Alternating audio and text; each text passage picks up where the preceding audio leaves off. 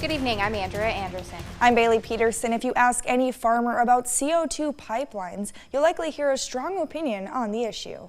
And as the discussion grows, a new nonprofit launched in Iowa aims to be a trusted source for CO2 pipeline information. I-Team reporter Beth Warden discovers, though, that there are several questions about the motives and the funding of the Smart Carbon Network.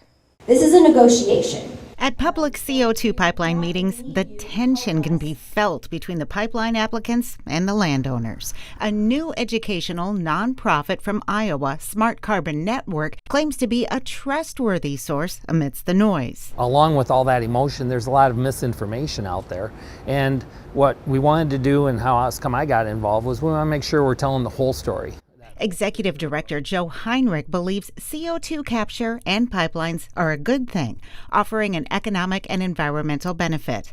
I asked who is funding Smart Carbon Network. Oh, I'm not going to tell you. I've gotten very comfortable with that because we don't want to have a discussion on everybody. That can always go different ways. McPherson County farmer Mark Lapka has reservations about Smart Carbon Network's information and their agenda. Well, if we don't know who supports them, we don't know who they are. Why aren't they talking about any of the other potential uses of carbon and staying specific to the pipeline? The nonprofit is on a media tour along the same states where Navigator Pipeline wants to build. Illinois, Iowa, and South Dakota. We need to generate any economic development we can. Heinrich, who is the former vice president of Iowa Farm Bureau, wouldn't comment on any involvement with Summit Carbon Solutions or Navigator. I see how important this is to the communities. And when you ask if I'm here for one reason or another, I could be home helping the guys today chop haylage. And I'm getting paid. I'm getting paid a little, but not as much as you think.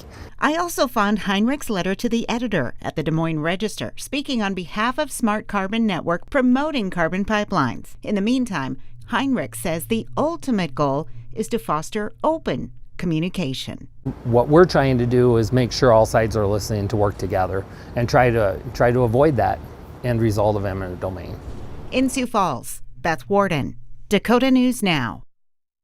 Our I-Team reached out to both Summit Carbon Solutions and Navigator. We asked if they or anyone they are aware of is financially supporting the Smart Carbon Network. We are still awaiting their response.